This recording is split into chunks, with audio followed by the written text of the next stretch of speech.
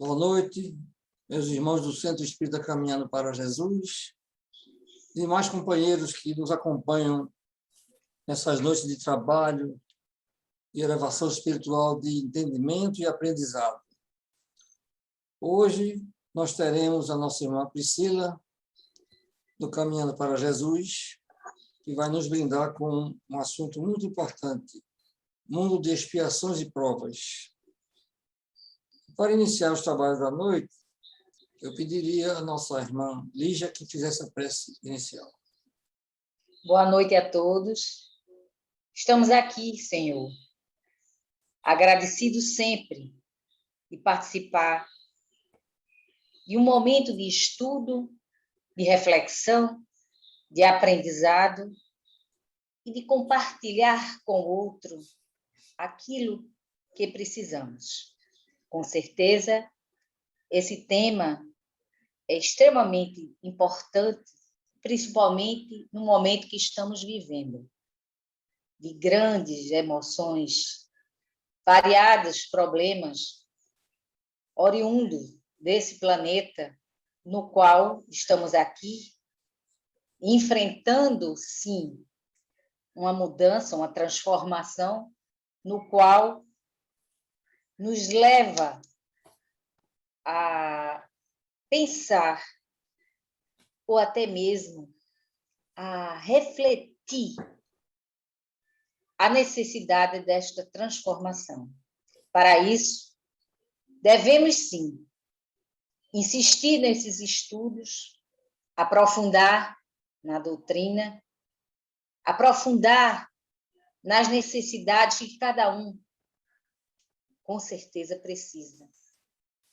Sabemos que perdemos muitos entes queridos, pessoas maravilhosas, pessoas que já se foram, mas sabemos que quem ficou precisa dessa transformação, desse aprendizado, desse entendimento, dessa força, e com certeza só teremos com esse estudo, com essa reflexão.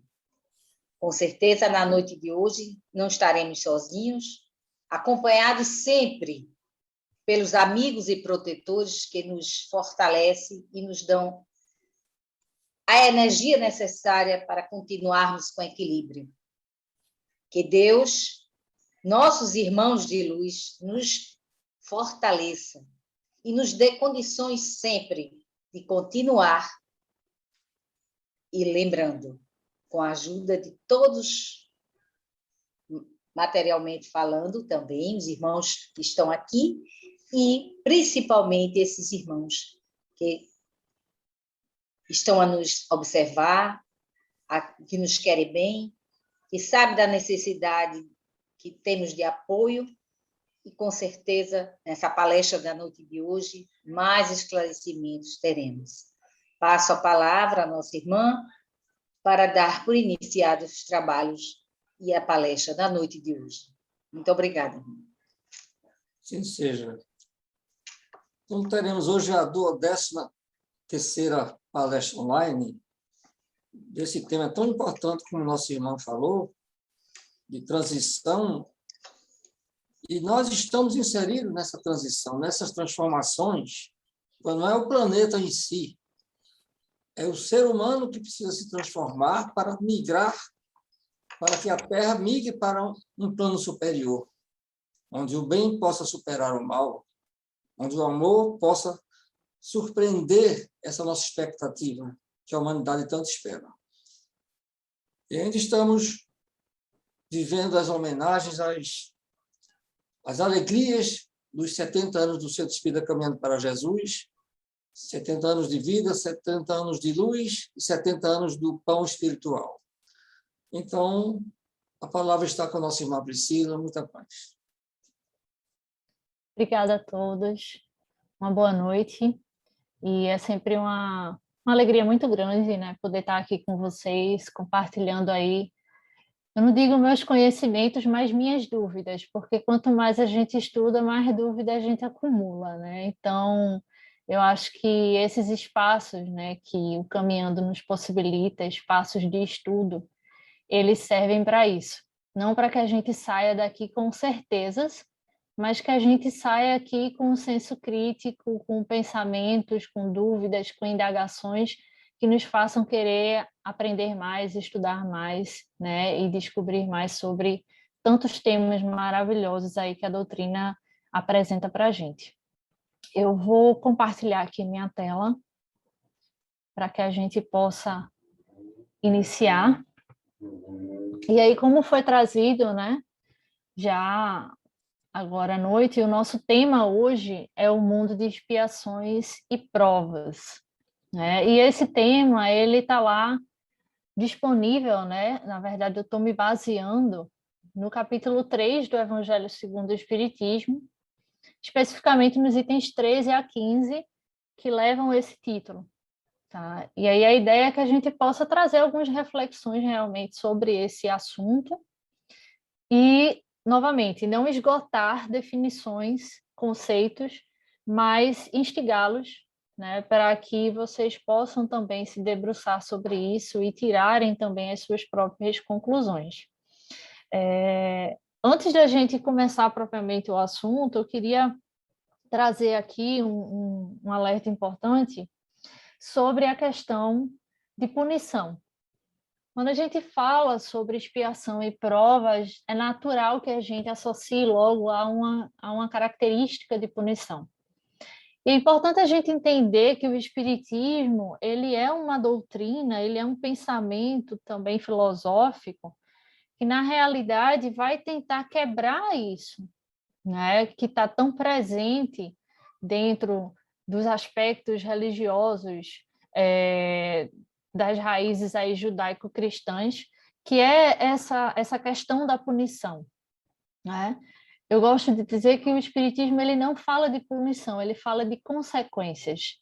A gente entende aí a lei de ação e reação, né, que ele nos apresenta, mostrando que tudo que a gente faz, seja nesse mundo terreno, seja no mundo espiritual, né, que é o verdadeiro mundo de onde nós viemos e para onde nós retornaremos, ele tem uma consequência, né? E existe uma diferença muito grande quando a gente encara isso como consequência e não como punição. Porque quando a gente pensa em punição, é algo que vem de fora para nos atingir, né? Como se fosse uma imposição de Deus, né? Um castigo divino. E quando a gente pensa em consequência, é uma responsabilização do ser.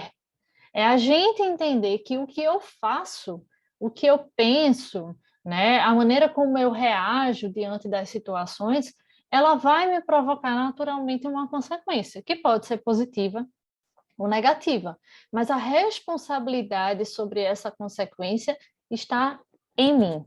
E aí, quando eu falo em mim, eu não falo só em mim no sentido pessoal, individual, privado, mas também no coletivo. Porque há decisões que a gente faz no âmbito individual, mas há decisões que a gente também faz no âmbito coletivo, né? E as consequências, elas vão ser colocadas, né? Vão ser apresentadas tanto diante do que eu faço no meu individual, como o que nós fazemos na coletividade. Então, o senhor Luiz falou agora aí sobre a questão do mundo de transição, né? O mundo de transição, né, essa passagem nossa para um mundo de regeneração, ela não depende só da ação individual, mas principalmente da ação coletiva. Então, é importante a gente fazer, né, ter essa visão mais ampla, para que a gente não fique numa conceituação rasa sobre o assunto, né? Para que a gente entenda toda a complexidade e a profundidade, né, do que os espíritos buscam nos trazer quando eles vão mostrar para a gente um pouco mais sobre o que seria, né, esse mundo de expiação e de provas. Tá? No mais, eu queria também dizer para vocês que sintam-se à vontade para colocar no chat aí qualquer dúvida ou indagação. E aí, quando a gente finalizar a fala, eu vou tentar também terminar um tempo um pouco antes para que a gente possa interagir aí com os comentários de vocês também, tá? Então, vamos lá. Então, a gente tem aí algumas reflexões, algumas indagações que esse tema pode nos trazer. Eu coloquei aí 4 perguntas. Primeiro é a gente entender, né? Qual é o estágio evolutivo da Terra? Depois é a gente entender se todos os espíritos encarnados na Terra estão, né, nesse mesmo estágio evolutivo, estão aí em processo de expiação. Depois, para que serve efetivamente esse mundo expiatório, né? E, por fim, qual a diferença, se é que há diferença, entre provas e expiações, tá? Então, trazendo aqui a primeira visão, a gente tem essa questão sobre o entendimento de qual é o estágio da Terra. Então, a literatura espírita, ela já nos traz, né, dentro de toda a codificação, a gente vai ver sempre aí referências a esses 4 tipos de mundos. Mundos inferiores, mundos de expiação e de provas, mundos regeneradores e mundos felizes. Os mundos inferiores são aqueles que estão, digamos assim, na infância da evolução, né? São aqueles mundos que estão com os primeiros seres ali, tendo as suas primeiras vivências na matéria, né? E através dessas vivências, começando as suas experiências e começando a buscar esse burilamento, né? Esse desenvolvimento.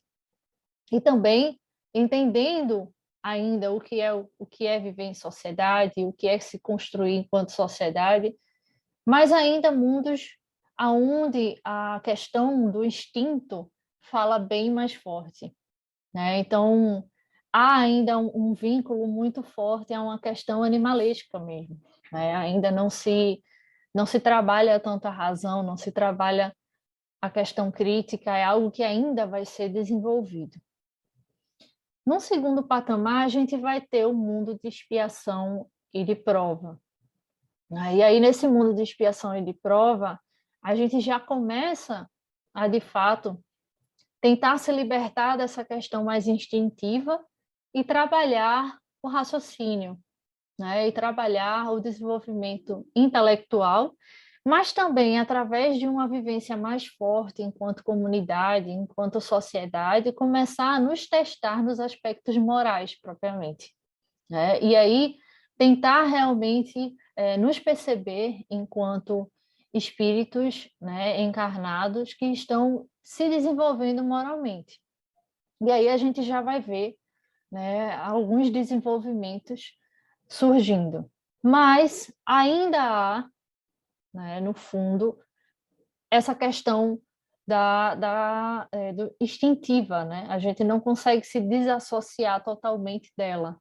Então, há momentos em que a gente estaria, digamos assim, mais lúcidos, né? Mais racionais, buscando de forma mais consciente esse desenvolvimento moral, mas uma situação ou outra ainda pode nos tirar de tempo, ainda pode fazer com que venha à tona questões instintivas, o orgulho ainda fala forte em muitos aspectos, e ainda é um entrave para a gente conseguir vivenciar de uma maneira mais positiva, né, a sociedade e trazer essa evolução como um todo.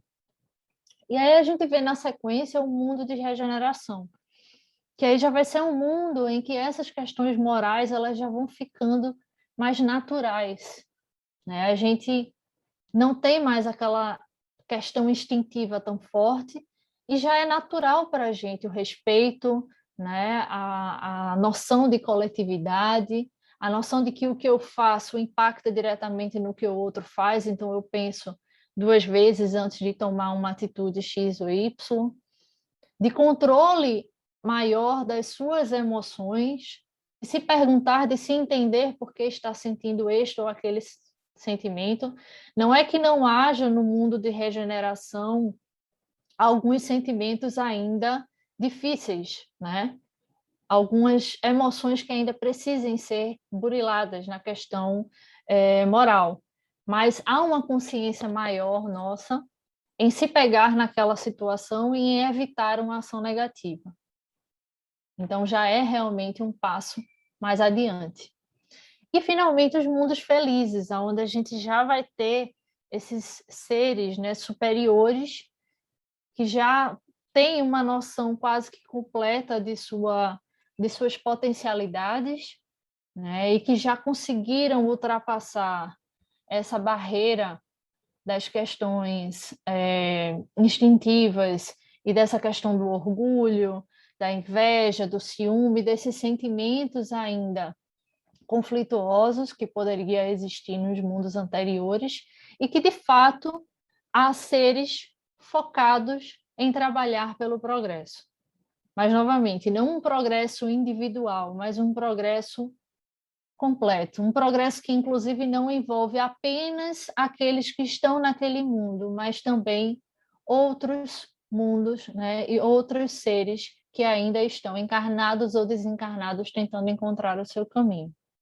Até porque, quando a gente chega, né, nessa noção de espírito superior, a gente não cessa de trabalhar, né? A gente não para de agir, a gente não entra num mundo assim especial em que a gente vive de férias, por exemplo, né, como se fosse um Caribe eterno, que isso pode é algo às vezes que a visão mais tradicional das religiões trazem, né, como um paraíso em que a gente não tem ali problemas e a gente não precisa, né, ter nenhum esforço. Na verdade, a felicidade desses seres superiores está exatamente em servir, em estudar, em continuar buscando auxiliar aqueles que ainda não chegaram no seu patamar, né? E aí é isso que faz efetivamente um espírito se tornar superior. E aí a gente tendo então esses 4 estágios, digamos assim, em qual deles, né, a gente vai encontrar a nossa Terra? E aí seria de fato no mundo de expiação e de provas que muitos já estão cansados de ouvir sobre. E aí eu quis trazer esse recorte do Evangelho em si, do que é que ele fala, né, sobre por que é que a Terra ela ainda está nesse estágio, né? E aí ele coloca aí que a superioridade da inteligência em grande número dos seus habitantes, ou seja, já há uma superioridade de inteligência, né? Já há um nível intelectual maior, indica que ela não é um mundo primitivo, destinado à encarnação de espíritos que acabaram de sair das mãos do Criador, né? Então, são espíritos que já vêm aí há séculos ou milênios, né? Tendo experiências na carne e buscando se aprimorar e que já vem alcançando, inclusive, uma superioridade intelectual grande. E isso a gente pode ver, né, se a gente olhar todos os impulsos aí que a gente teve nos últimos décadas, nos últimos séculos, em termos de conhecimento científico, né, de conhecimento tecnológico. Nós estamos aqui agora usufruindo desse desenvolvimento tecnológico, né, que permite aí a gente se conectar com tantas pessoas ao mesmo tempo, de uma forma que não seja necessariamente física. Então, isso é fruto de uma superioridade de inteligência que já foi alcançada. Mas os numerosos vícios, né, aos quais são inclinados, também são um índice de uma grande imperfeição moral. Então, essa balança entre conhecimento intelectual e desenvolvimento moral, ela não está ainda equilibrada, né? A gente tem já um nível grande de conhecimento técnico, né, de desenvolvimento científico, de conhecimento sobre a Terra em si, tudo que a compõe, sobre nós mesmos biologicamente falando, né, sobre os animais, as plantas, tudo que a gente encontra aí nesse ambiente. Mas ainda falta muito a gente desenvolver na questão moral. A gente ainda vê aí, muitas vezes, atrocidades sendo cometidas, né? A questão da violência ainda muito latente, a questão do orgulho, do ciúme, né? Muitos problemas morais que mostram, inclusive, que a gente ainda tem uma dificuldade grande em viver em sociedade. Então, isso indica um caminho que ainda precisa ser percorrido, né? E aí, por isso, que a gente ainda estaria nesse estágio. Tá? Mas aí a gente pode, na sequência, né, perguntar se todos os espíritos que estão encarnados na Terra, então, sendo a Terra esse mundo de provas e expiações, se eles se encontram efetivamente em expiação, né?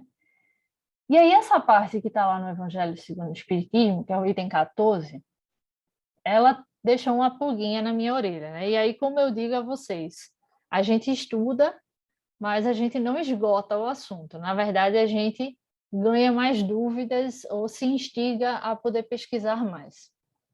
E aí tem lá na resposta, né, do Evangelho, que a gente não poderia considerar esses espíritos encarnados no mesmo nível, digamos assim, todos, por exemplo, em expiação, porque para aquele recorte que está sendo trazido ali no Evangelho, haveria dois tipos de raças, que seriam as raças selvagens e as raças semi-civilizadas, que ainda seriam compostas de seres que não estão ainda vivenciando essas expiações aqui na Terra. Então, seriam os povos, por exemplo, indígenas, né? Outros povos que ainda estão num desenvolvimento, digamos assim, em termos de civilização.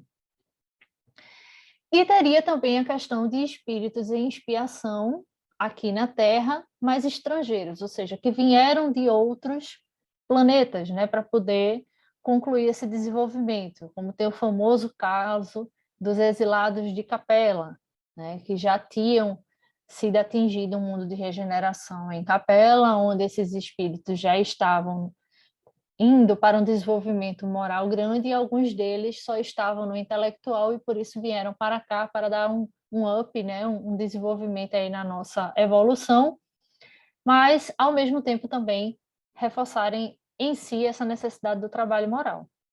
Mas eu fiquei pensando nessa questão de visão de raça selvagem e raça semi-civilizada, porque parece trazer para a gente uma ideia de que há povos melhores ou piores na Terra, né, onde a gente vive.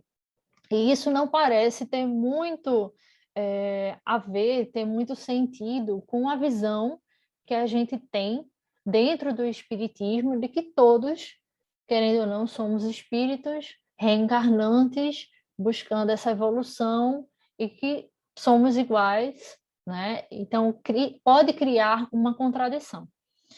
E aí a gente tem, na realidade, num artigo da revista Espírita, um trecho em que Kardec vai falar justamente sobre isso. Mas antes de eu entrar nessa parte, eu vou trazer também uma outra questão, que é uma nota que é dada é porque eu não estou com esse evangelho aqui exatamente, mas a versão do evangelho que eu tenho, ela é da editora M, e existe uma nota no final do evangelho falando especificamente sobre esse trecho, em que ela vai explicar o seguinte, que na época em que Kardec, né, estava fazendo a codificação, lá em meados do século XIX, estava em voga muitas teorias científicas sobre a questão do desenvolvimento humano, das civilizações, etc. Inclusive, a gente tinha ali surgindo o darwinismo, né, com a questão da evolução, a teoria da origem das espécies. E aí era comum, né, se utilizar termos como selvagens, semi-civilizados, nesses estudos científicos, antropológicos, que estavam sendo desenvolvidos naquele século, para trazer aí essa visão de que seriam, né, povos que estavam numa vivência diferente da vivência europeia, por exemplo, que era considerado o centro de tudo na época. E aí a nota explica que isso não quer dizer que há um entendimento, por exemplo, racista sobre a questão, mas que está sendo aplicado o conceito que era comum de entendimento das pessoas naquele momento, né? E aí eu fui também dar uma olhada em outros locais para ver se a gente tem outras comunicações, inclusive de Kardec, em que ele pudesse falar sobre essas diferenças, né, de raças e de povos e como o Espiritismo explicaria isso e trata isso. E aí eu achei um artigo na Revista Espírita, de 1867, que eu trouxe um recorte, mas ele é bem longo, em que ele está justamente falando sobre essa questão. E ele diz assim, que do estudo dos seres espirituais ressalta a prova de que esses seres, né, ou seja, nós espíritos, são de natureza e de origem idênticas, e que seu destino é o mesmo, que todos os espíritos partem do mesmo ponto e tendem para o mesmo objetivo. E a vida corporal não passa de um incidente e uma das fases da vida do espírito necessária ao seu adiantamento. Então, a gente vê aí nesse recorte que, de fato, todos nós somos iguais, né? Fomos espíritos originados da mesma forma, e que uma situação determinada em que nós nos encontramos hoje, ela é uma situação temporária. E isso não quer dizer que nós sejamos diferentes por conta disso, né? Porque temos todos uma mesma origem e estamos buscando todos um mesmo objetivo. Independente se hoje, na minha encarnação, eu estou inserida no povo A, no povo B, ou no povo C, no país X ou Y, no continente esse ou aquele. Então, é importante a gente trazer isso à tona, porque lendo a passagem do Evangelho, né, o item 14, você pode ter essa visão, né, de que estaria sendo defendida ali uma supremacia de um povo perante outro, de uma raça perante outra. Né? E, na realidade, se a gente vai e entra em toda a codificação e busca os artigos da Revista Espírita e outros aspectos dentro da codificação, a gente vai encontrar sempre, justamente amparado pela visão reencarnacionista, né, que todas as condições são temporárias e que todos nós, enquanto espíritos, temos a mesma origem e buscamos esse mesmo objetivo. Então, por conta disso mesmo, não pode haver espaço para qualquer tipo de preconceito, né, dentro do entendimento da doutrina espírita. Porque toda a situação em que nós nos encontramos hoje, de gênero, né, de etnia, de condição social, econômica, toda ela é relativa, né? E em cada encarnação nossa de vivência na Terra, nós vamos estar em espaços distintos nesses aspectos, né? Nós vamos estar vivenciando culturas diferentes, vamos estar nos inseridos em contextos socioeconômicos distintos, em etnias distintas. Então, não há espaço, de fato, para que a gente entenda o preconceito como algo normal, porque não é, né? Deve ser combatido e, enquanto espíritas, devemos sempre defender que todos precisamos seguir sim em evolução, mas nesse entendimento de que todos juntos temos que buscar isso. Isso deve ser uma construção coletiva, né? Essa evolução e esse desenvolvimento deve ser coletivo. E aí, numa outra questão aqui, que a gente também pode pensar, lendo esses trechos lá do Evangelho, e aí eu sugiro que vocês mesmos façam as leituras desses trechos depois e também tragam aí pensem aí suas conclusões a respeito. Seria justamente a gente entender, né? Para que servem, então, esses mundos expiatórios? E aí eu quis trazer para vocês algumas imagens da gente entender aí o que seria essa caracterização desse mundo expiatório hoje, né, sendo a Terra. Então, um mundo onde a gente ainda vivencia guerras e conflitos armados diversos entre países, entre continentes, entre povos, entre etnias, aonde a gente tem aí um desenvolvimento intelectual e científico aceleradíssimo, né? Os crescimentos aí das metrópoles, megalópolis, as questões urbanas avançando e com elas avançando também a questão das distinções, né? E das desigualdades sociais, porque ainda quando a gente vai para o recorte das grandes cidades, é onde essa desigualdade social ela vai se escancarar de forma mais latente. E aí, o cenário mais atual, né, a nos envolver, que é a questão pandêmica, mas que também não é algo 100% novo, né? Vírus, doenças, pestes, sempre, em algum momento, afligiram a humanidade, né, e foram responsáveis aí por dizimar, infelizmente, né, povos e trazer muita dor, muito sofrimento. E hoje nós estamos aí vivenciando toda essa situação da pandemia que já nos pega num desenvolvimento tecnológico e científico diferente, né? A gente já vê as questões das vacinas chegando de forma mais rápida, nessa busca, né, contra o tempo de se salvar mais vidas, mas que com certeza é um grande desafio para todos e que também está sendo vivenciado de forma diferente, né? Para muitos. A gente teve a oportunidade recentemente, dentro do estudo do Mocidade, inclusive, de fazer uma live sobre isso lá no nosso Instagram, e a gente trouxe uma pessoa que trabalha, né, na parte dos movimentos das pessoas de rua, e ela falando justamente sobre como, por exemplo, aqueles que moram na rua, né, estão passando por uma situação como essa.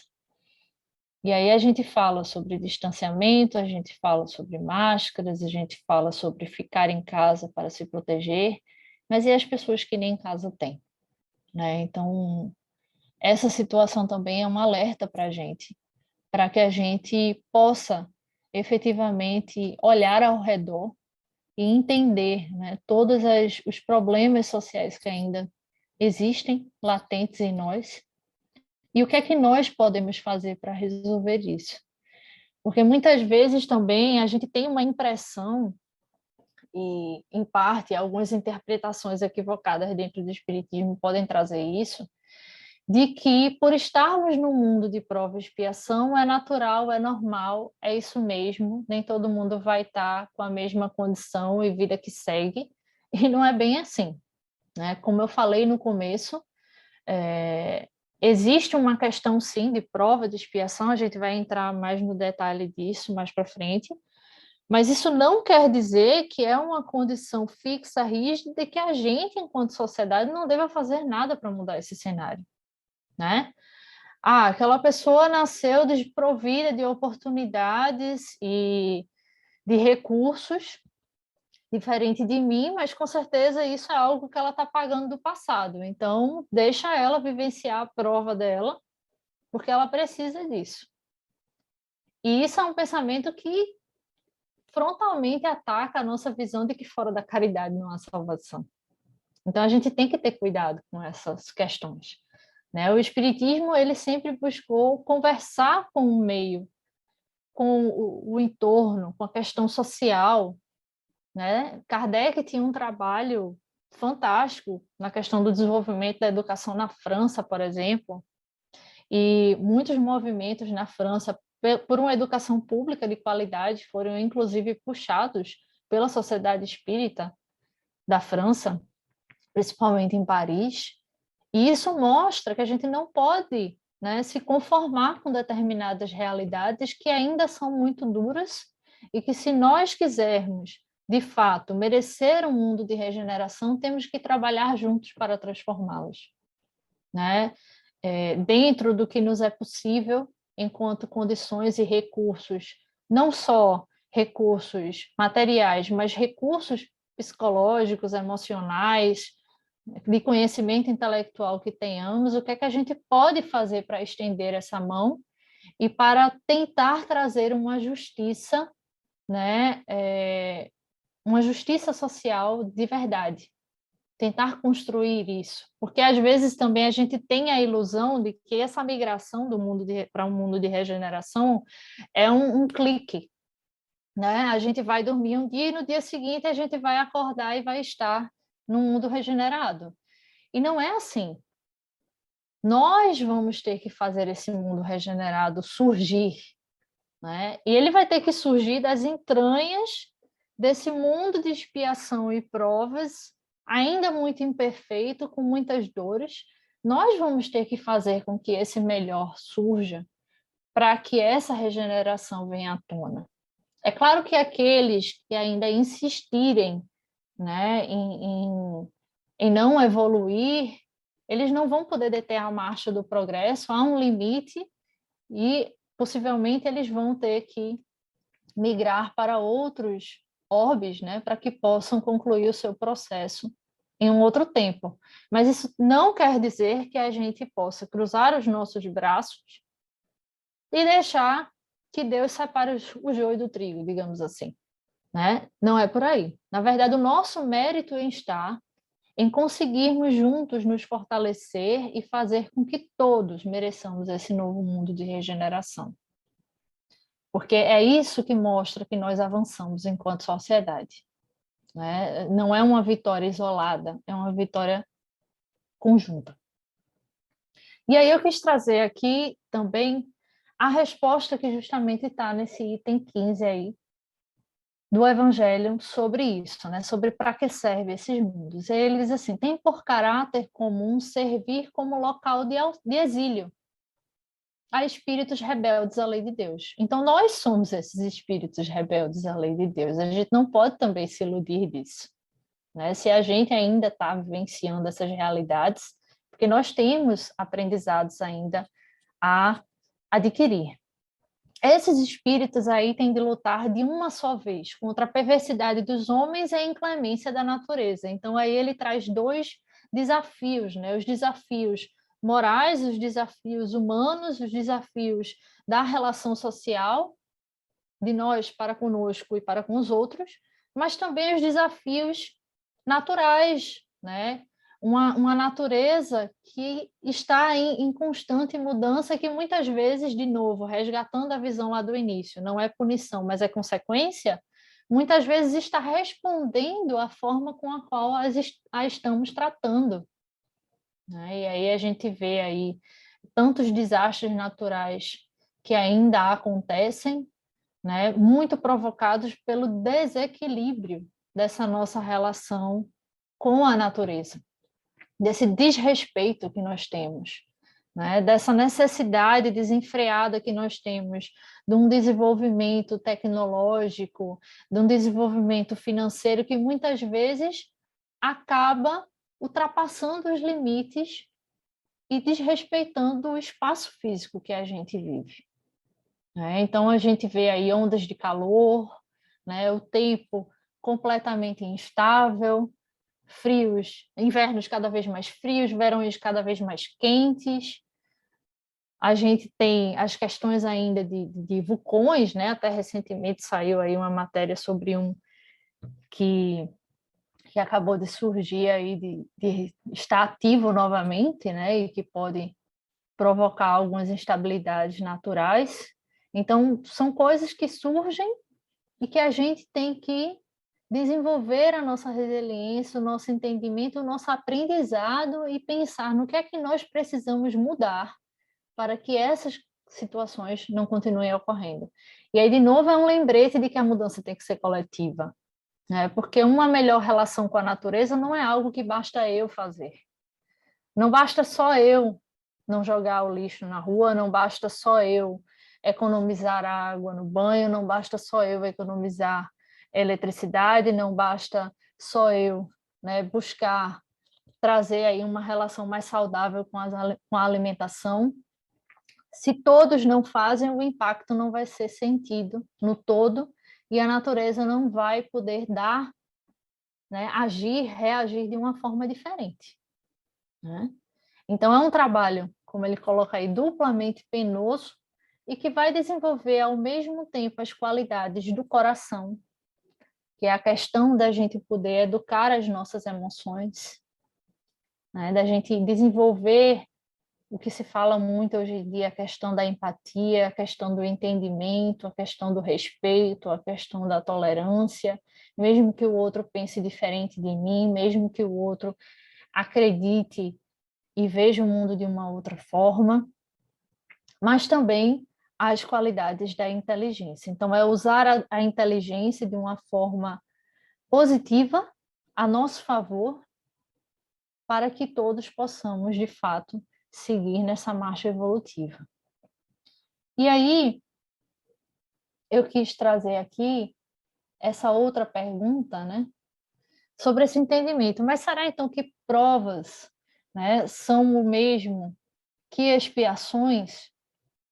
E aí eu fui de novo lá na Revista Espírita, dessa vez em 1863, e aí tem um relato bem interessante, que eu recomendo que vocês leiam também, de Kardec com um leitor, né, que o leitor remete para ele esse questionamento, né, se há essa diferença, se não há, se o conceito é esse ou não é.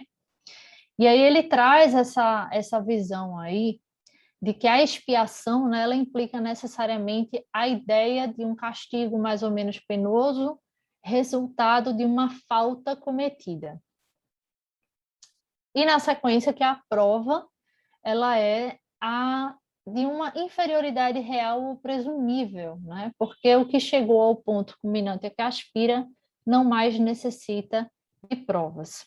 E aí ele fez uma analogia, que eu vou atualizar ela para os dias atuais, para talvez ficar mais fácil o entendimento, que seria assim, é como se a expiação fosse aqueles momentos em que, vamos pensar numa escola, né? Um aluno, ele insiste em, dentro da sala de aula, fazer baderna, criar confusões, atrapalhar os outros, desrespeitar o professor. E aí é necessário impor um limite para aquele aluno, para que ele entenda que ele não pode continuar agindo daquela forma inconsequente e irresponsável. Então, ele pode, por exemplo, né, ser colocado para fazer alguma atividade extracurricular, né, para poder ele, através daquele trabalho extra ali, ele entendendo isso como uma punição, entre aspas, que eu já vou trazer também um questionamento sobre isso, mas entendendo que ele está tendo que fazer aquilo para poder ele aprender a ter respeito dentro da sala, né? Pode-se colocar ele para talvez ter que ajudar um professor com aula para crianças menores, e aí ele possa sentir na pele o que o professor passa no dia a dia, e com isso ele consiga evoluir, né? Ou até chegar ao ponto de ter que ser suspendido por N dias, até que ele possa refletir melhor no assunto, ser conversado com os pais e trazido ele de volta. Então, é uma questão, é uma situação que ela é fora do normal. Não precisamos todos passar por isso. Ela acontece para aqueles que, de fato, né, não conseguiram agir de uma maneira positiva e aí precisaram aí ter essa atitude mais forte para poder repensarem o que fizeram. Mas aí lembrem que eu falei lá no começo. Por mais que Kardec coloque aí essa palavra castigo, eu gosto de trazer que não é aquela questão do castigo que Deus impôs, né? A pessoa numa vida anterior tirar a vida do outro, então nessa vida ela veio com problemas físicos e por conta disso ela está sendo castigada pelo que ela fez. Temos que ter muito cuidado com essa visão. Não há um castigo vindo de Deus. Há uma reflexão da nossa própria consciência diante do que a gente fez, né? E naturalmente uma ação que gera uma reação, como a própria física, né? Se eu botar a minha mão no fogo, eu vou me queimar. Não tem como ser diferente. Então, não é uma imposição divina, mas é realmente uma reação a uma falta que foi cometida, tá? E a prova seria como se fosse todos os alunos da escola, se quiserem passar de ano, eles têm que fazer provas. Eles têm que fazer exercícios lá para mostrar que, de fato, eles entenderam aquilo que foi ensinado pelo professor. Então, por que implica sempre uma inferioridade real? Porque só precisa provar quem sabe aquele que talvez haja uma desconfiança de que ele não sabe. Então, um aluno, para passar para um outro ano, ele vai precisar fazer uma prova. Mas quando ele chega no final de todo o percurso e ele é diplomado, se entende que ele já sabe de tudo, ele não precisa mais fazer provas.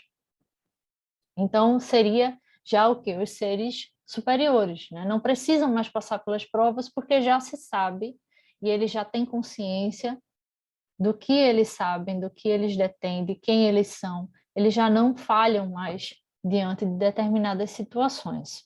Então, há essa diferença, né? Digamos assim, essa convenção de se entender expiação como essa falta que eu cometi e eu agora estou efetivamente, vou dizer pagando entre várias aspas, né? Efetivamente respondendo por aquilo, né? é uma consequência de uma ação que eu fiz, e a prova que é algo que vai vir de tempos em tempos para que eu possa mostrar que eu tô realmente sabendo, né? Que eu já melhorei, que eu já sou uma pessoa diferente, que eu consigo dar conta. E aí, muitas vezes, a gente vê que essas provas podem se repetir, né? Muitas vezes na nossa vida a gente tem o mesmo tipo de problema em relacionamentos que a gente vivencia, em questões aí lidando com o outro, né? E a gente fica se perguntando por que é que sempre eu tenho problema com isso, né? Porque todo trabalho que eu entro eu tenho dificuldade, ou todo relacionamento amoroso que eu me envolvo eu tenho problema. São chamados para que a gente olhe para si e pense se de fato o problema está no outro ou está na gente, né? Porque quando uma prova ela segue sempre se repetindo, é porque tem alguma coisa que a gente ainda não aprendeu. E aí é como se fosse assim a recuperação, né? Eu não passei na prova normal, vem mais uma para ver se agora eu entendi. Então, por isso que é importante a gente sempre ter uma atitude, eu vou adiantar um pouco que a gente vai colocar mais para frente, de enfrentar esses obstáculos que surgem, quer a gente os entenda como expiação ou quer a gente os entenda como prova, mas entender esses obstáculos como oportunidades de melhoria, oportunidades de aprendizado. É fácil? Não é. Mas se fosse fácil, nós não estaríamos aqui. Na verdade, é por isso que nós estamos ainda vivenciando essas situações na Terra. E aí, para nos ajudar, nesse mesmo artigo, Kardec ele vai falar sobre algumas atitudes que eu trouxe aqui como soluções que a gente precisa desenvolver em nós para, de fato, a gente ter uma ação construtiva diante dessa questão das provas e expiações. Então, primeiro é a questão do estudo das nossas tendências instintivas, né? Ele coloca lá, suas tendências más lhe ensinam o que resta de imperfeito a corrigir em si. Então, se eu tenho uma vida muito atribulada, e todos nós temos, cada um sabe, né, quais são as dificuldades que enfrenta no dia a dia com os seus e consigo mesmo, eu preciso pensar o que eu ainda tenho em mim que não é bom. A gente sabe, né? No fundo, a gente sabe o que é que a gente ainda tem dificuldade de lidar, de desenvolver, de melhorar. E aí, olhando para isso, né, fazendo essa reflexão, fazendo esse autoconhecimento, a gente vai encontrar essas imperfeições que precisam ser corrigidas, e diante desses obstáculos, a gente vai ver como eles podem nos ajudar a corrigir isso. E aí, o primeiro passo talvez seja a gente reagir de uma forma diferente diante daquele problema do que naturalmente a gente agiria, né? Se a gente é mais reativo, a gente pensar em se colocar de uma maneira mais proativa diante daquela dificuldade, né? Não ficar refém do problema, mas pensar o que eu posso fazer com ele, já que o problema existe, eu não vou poder fazer com que seja de outra forma, né? A pandemia está aí, claro, cada um tem suas ações que precisam ser feitas, a questão do distanciamento, a questão das vacinações, a questão do cuidado do uso de máscaras, mas fora isso, há coisas que a gente não vai conseguir efetivamente fazer. Então, dentro do que eu posso fazer, o que é que eu vou fazer? Né? Eu não posso, de repente, estalar os dedos e o vírus sumir do mundo. O que é que eu posso fazer? Eu posso fazer o distanciamento, eu posso tomar as vacinas, eu posso usar a máscara, eu posso higienizar sempre as mãos antes de se alimentar. Então, são cuidados que colocam a gente no controle um pouco mais da situação. E aí vem uma segunda ação, característica das provas e expiações. Se a gente olhar um pouco quais são os tipos, né, de provas ou expiações que a gente está tendo que passar, a gente vai conseguir, de certa forma, entender o que é que a gente precisa aprender com aquilo, né? Porque possivelmente é algo que é uma consequência de algo que eu não consegui resolver, seja no momento presente, ou seja, uma vida passada.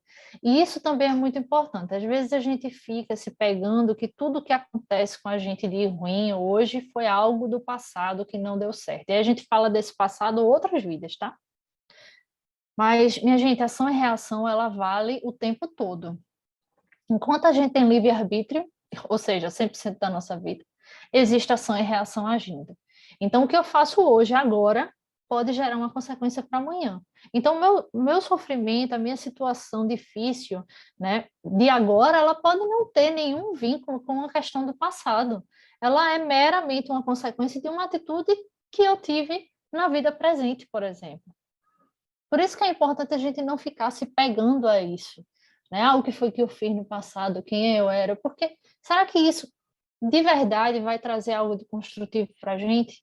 É muito melhor a gente pensar quais são as dificuldades e os problemas que a gente está enfrentando agora, o que é que eu posso fazer diante deles e o que eu preciso aprender com eles. Ah, eu preciso aprender a ser mais paciente, ah, eu preciso aprender a ser mais tolerante. E aí tentar desenvolver isso, tirando lá aquelas más tendências ainda instintivas que a gente falou na primeira ação. Tá? E por último, ouvir a voz da consciência, né? Diz que a lembrança das faltas cometidas surge com muita intuição a lhe dizer o que deve ou não fazer. É também colocado nesse artigo a questão pela pessoa que escreveu para Kardec, que ele não via muito sentido nessa questão. Se a gente reencarna e esquece de tudo que fez, onde é que estaria aí essa justiça, né? Como é que eu conseguiria saber em que eu tenho que melhorar se eu não me lembro o erro que eu cometi? E aí Kardec fala justamente que a justiça de Deus está no esquecimento. Porque se a gente hoje vivesse a nossa vida olhando para as pessoas que convivem conosco e sabendo claramente o que foi que nós fizemos ou deixamos de fazer com elas no passado, vai ser muito mais difícil da gente conseguir, né, se relacionar, principalmente se a gente teve problemas no passado.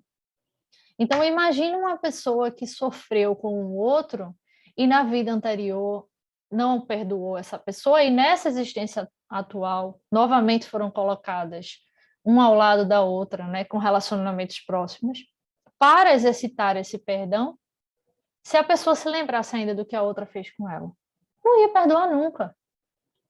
Né? Então, são dádivas que a gente recebe para que a gente consiga, de certa forma, zerar a página e começar de novo. Mas a gente esquece 100% do que a gente fez? Não. E aí Kardec diz que Deus nos dá a intuição, que é essa voz da consciência. Eu não sei vocês, mas toda vez que eu piso na bola, eu sei que eu pisei na bola. Né? Geralmente, quando eu faço alguma coisa, tem uma reação que não é legal, eu não era para ter reagido daquela forma, eu perco, sei lá, a minha calma, ou eu ajo de uma maneira grosseira ou reativa. Logo depois, não é um sininho, não, é um sinão, assim, toca na minha cara, né? E eu, poxa, o que foi que eu fiz? Eu não devia ter agido daquela forma. Então, dá um mega alerta. E aí isso te possibilita o quê? Repensar, recalcular a rota, tentar não fazer de novo, pedir desculpas, mas claro que também não adianta só ficar pedindo desculpa, né? A gente precisa pedir desculpa e na próxima vez que a gente vai sentir que o negócio está indo de novo para a gente agir daquela mesma forma, a gente puxar o freio de mão. Né? Então a gente precisa novamente nos conhecer para entender o que é que machuca a gente, o que é que incomoda, o que é que eu tenho gatilhos que eu já sei que naturalmente, né, como o povo diz, o que é o teu calo, né? Que se a pessoa pisar, você esquece até quem você é e reage só no instinto. Então a gente precisa saber o que gatilhos são esses que a gente tem em nós, para que a gente possa perceber quando uma situação está chegando próximo daquela sua reação que não é boa e você se conter. Respirar fundo, contar até 10, N maneiras que existem para que você mude, né, essa tua reação. Mas é importante isso, é importante a gente se perceber nesse sentido. E aí uma ação bônus, né, que ele traz, que é a questão da instrução, né? Aquele que persiste no endurecimento não pode desculpar-se com a ignorância. Eu achei isso maravilhoso. Ou seja, Kardec diz aí que a gente não pode dizer que errou porque a gente não sabia que era errado. Porque a partir do momento que eu tenho uma consciência que me diz o que é certo e errado, eu não posso dizer que eu errei por ignorância, né? É que nem na lei, né? Existe aí, eu não sou da área jurídica, mas eu sei que você não pode dizer que cometeu uma infração porque você não sabia que aquilo era proibido. Porque se subentende que você, enquanto cidadão do país, você sabe o que é permitido e não é o que está na Constituição, isso é obrigação sua saber. Então, a mesma coisa funciona aí no nosso desenvolvimento moral, né? A nossa consciência nos diz o que a gente deve ou não fazer, e muitas vezes também o nosso guia espiritual, né, que, coitado, deve sofrer, pelo menos o meu deve sofrer horrores em alguns momentos. Mas a gente é que, às vezes, quer fugir disso e depois dizer, eu não sabia, dar uma de João sem braço, né? Como diz a história. Então, precisamos, mais uma vez, nos colocarmos como responsáveis de nossas atitudes, lembrando que eu falei lá no começo. Esse é o chamado do Espiritismo sempre. Consciência, consciência perante o que a gente faz, consciência diante das nossas atitudes. Nós somos responsáveis, né, pelo que nos acontece e coletivamente responsáveis pelo que vivenciamos enquanto mundo de provas e expiação. E aí, para terminar, eu queria trazer também essa mensagem de Kardec, que ele diz assim: as misérias desse mundo são, pois, expiações pelo seu lado efetivo e material, e provas pelas suas consequências morais. Qualquer que seja o nome que se lhes dê, o resultado deve ser o mesmo, a melhoria. Então, ele conclui nesse mesmo artigo que essa discussão semântica da diferença entre provas e expiações, no fim, não é a parte relevante da coisa, né? O importante, na verdade, é que a gente entenda que nós precisamos, sim, melhorar, evoluir, e é para isso que existe essas vivências, né? E aí que ele vai trazer essas misérias que a gente ainda tem aí no mundo e que eu relatei, né, como desenvolvimentos, né, que a gente precisa construir, e aí essas expiações, né, e essas provas com suas questões morais que precisam também ser evoluídas, né, serem aí desenvolvidas. Então, tudo é uma questão, de novo, de reforma íntima, de olhar para si, de pensar o que é que eu estou fazendo, como eu estou vivendo, como eu estou lidando com o mundo ao meu redor, mas uma reforma íntima que precisa se desdobrar para uma ação coletiva rumo a esse progresso. Porque a gente não vai chegar lá, no mundo de regeneração, né, no mundo melhor, sozinho. Precisamos chegar lá juntos. Esse é o propósito, porque se fosse para a gente viver sozinho, a gente não teria vindo em sociedade, a gente não teria a família como nosso primeiro núcleo de desenvolvimento, que é justamente para mostrar essa dependência que nós temos uns dos outros.